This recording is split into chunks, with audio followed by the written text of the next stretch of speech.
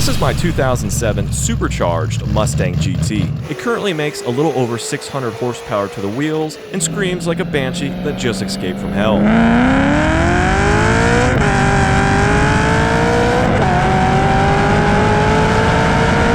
And while I know it's just a Mustang, I goddamn love how it looks too.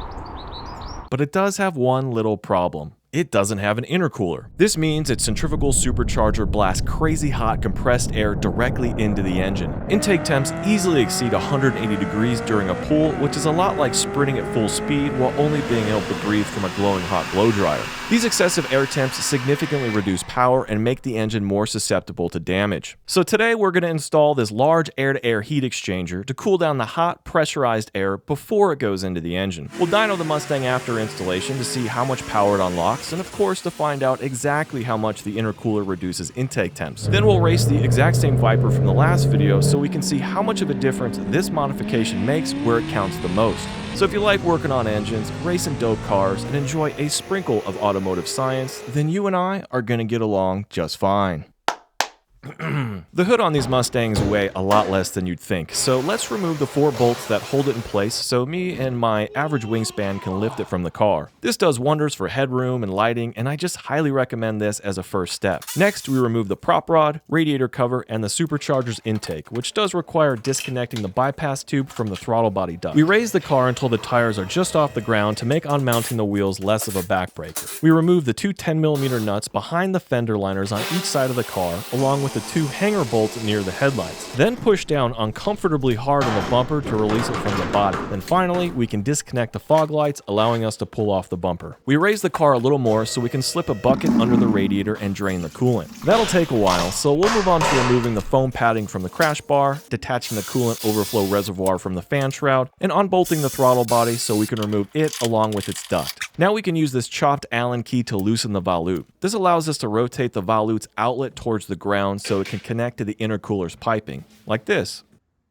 So now air sucked into the supercharger will be directed down through this tubing into the intercooler, where it'll get cooled by the fresh air passing over it, then pushed back up into the engine. But something I don't like about this setup is the use of 2 bypass valves, one on the cold side and another on the hot side. These valves open when going off throttle after building boost, allowing the compressed air to recirculate back through the supercharger, which is all well and good, but I don't want to deal with all this extra plumbing. And I also want to relocate the MAF sensor to this straight area of tubing here, which won't work unless the cold side bypass valve is removed. So I asked my friend David, who's a very talented fabricator, to weld a new 3-inch MAF flange onto the cold side, along with a 50mm blow-off valve flange on the hot side, and of course to cut off and close up the 2 bypass ports. Then after a little powder coating, I think it came out pretty dope. I did the hot side red and the cold side blue because it makes explaining what's going on to non-car people a little more interesting and understandable. The new MAF flange is perfectly placed in the straightest section of piping to minimize turbulence, which will help keep the MAF signal clean and consistent. And this TurboSmart blow-off valve replaces the 2 recirculating valves by just venting the compressed air to atmosphere. This not only gets rid of all that plumbing, but makes for a pretty sick sound effect.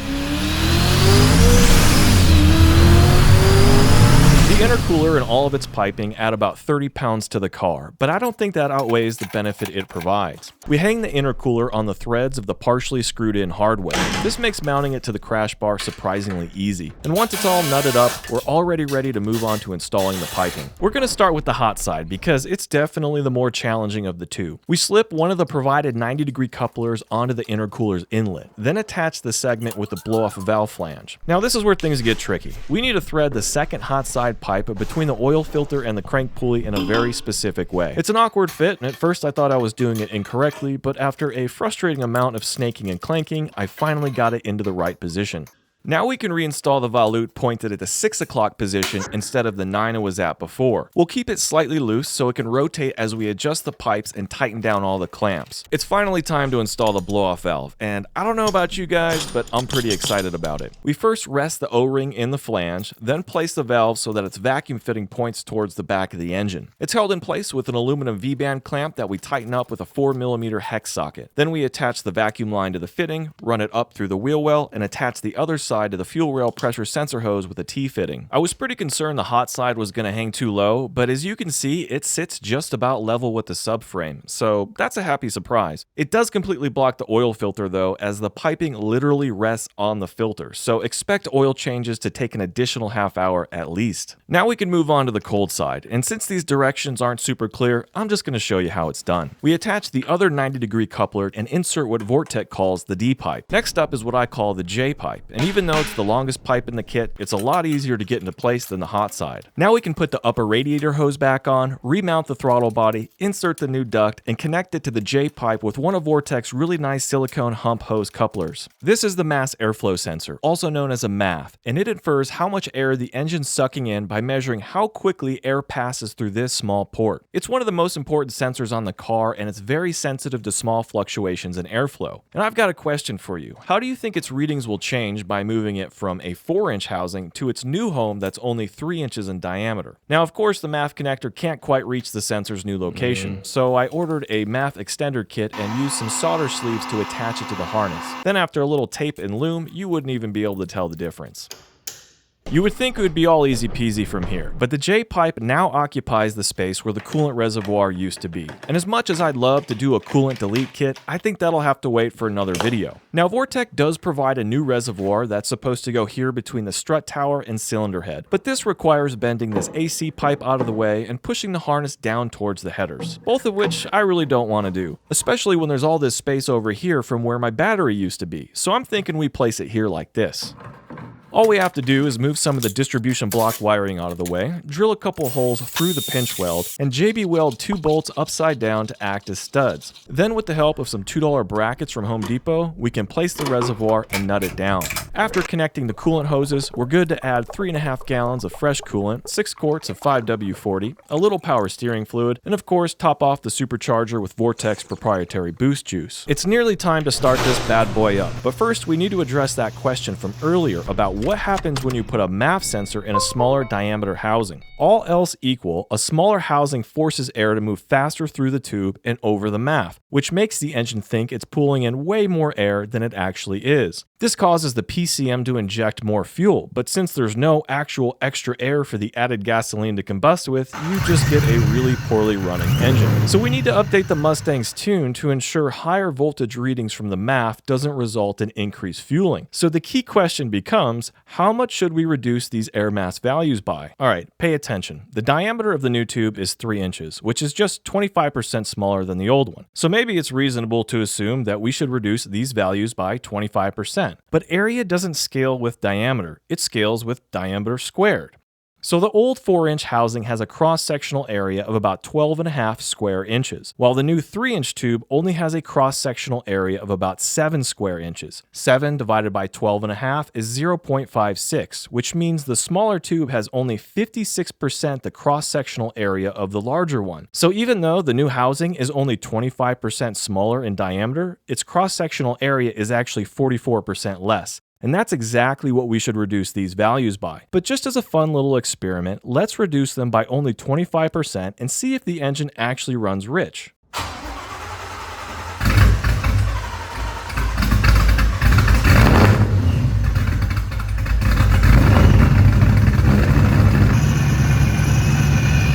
Everything in the engine bay is looking and sounding really good. The overall fitment of the piping, there's no leaks, improper sounds or smells, so it appears this install actually went off without a hitch. The scanner does indeed show us the engine's running about 15 to 20% richer at idle than we want, but that's exactly what we should see since we didn't reduce the air mass values by the result of our calculation. Now it's time to get the Mustang out on the road so we can do some proper street tuning. We'll start the data logging process with a few moderate mid-range pulls.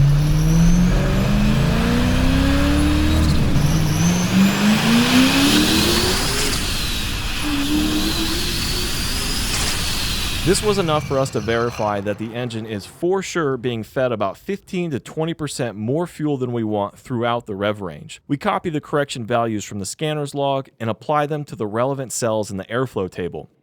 Then once we version and save the tune locally, we write the updated tune to the Mustang, which takes about 2 minutes. Now we'll do a few more pulls, but this time we can be a little more aggressive since we know the airflow table isn't as far off as we We can see right away that our fuel map is looking a lot better. Still a little rich down low and up top, but definitely getting dialed in. We once again apply the corrections to the airflow table, but this time we're just going to correct by half so we don't overshoot. We repeat this process of logging pools and updating the airflow table until all the cells average less than 3% air in either direction.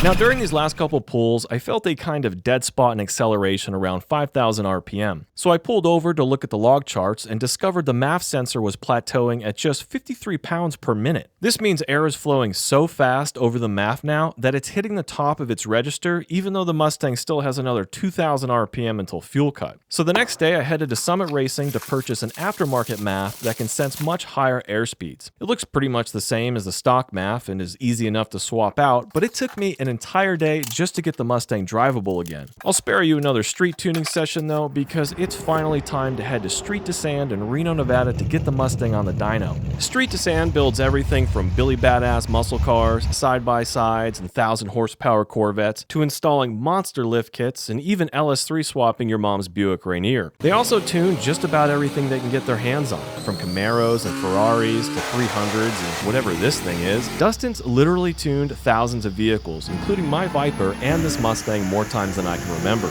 So the last time the Mustang was on the rollers, it made 611 peak wheel horsepower on just 9.5 pounds of boost. So that's the number to beat today. The other number to beat today is 140 degrees. That's what the intake temps, or what some people call charge temps, were hitting without an intercooler. And luckily for us, the conditions in the dyno room are nearly identical to last time. 65 degrees, low humidity, and of course it's the exact same dyno, so in my opinion, the results we'll see today are, dare I say, scientific. I'd have to laugh at that.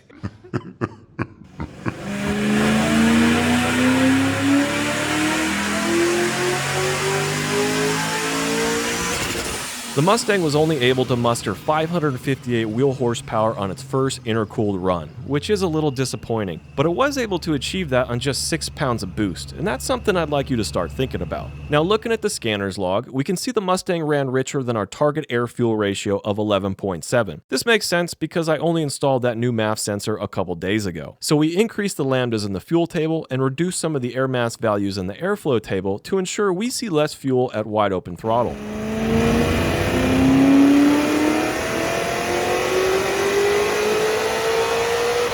Our tuning tweaks enabled the Mustang to put down 587 wheel horsepower and 452 pound-foot of torque on 6.2 pounds of boost. Intake temps hung out in the mid to low 80s throughout the pool, which is over 50 degrees colder than the non-intercooled runs, so that is a big difference indeed. Dustin gave me some constructive criticism on my tune and spent some time refining it further by dialing in the AFRs and making some adjustments to the timing table. Ultimately, our changes didn't have quite the effect we hoped, as the Mustang only eked out a few more horsepower, which just means this engine has hit its limit on its current fuel and pulley setup. But putting down 590 wheel horsepower on just over 6 pounds of boost means this old 3-valve stroker is generating over 30 horsepower per pound of boost. And please correct me if I'm wrong, but I believe that's well into Coyote territory. Now, we didn't change anything on the Mustang performance-wise besides the intercooler. So my question to you is, why are we measuring substantially less boost at the manifold than before? And why did the Mustang actually lose 20 horsepower? Excellent and concise answers may be shown in the next video. So in the last Mustang episode, we raced a stock 5th gen Viper, and it turned out to be pretty damn close.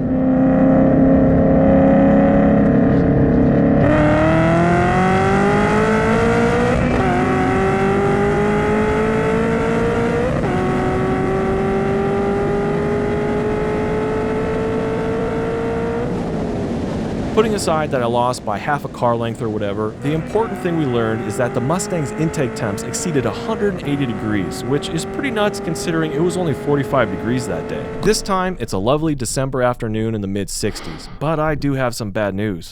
That Viper recently suffered a catastrophic engine failure and is still in the process of being rebuilt, so we'll just have to wait until it's out of the hospital to run that race back. I did have a backup race planned with my good friend's Headscam Z06 built by Street to Sand, but unfortunately, he sold it before he even drove it. So it's just me out here today, guys, and that's okay, because we can still finish this experiment solo. What I'm gonna do is replicate my side of the race by holding steady around 50 miles per hour in second gear before unleashing the Mustang, just as I did when I raced the Viper. This way we can still get an apples to apples data comparison.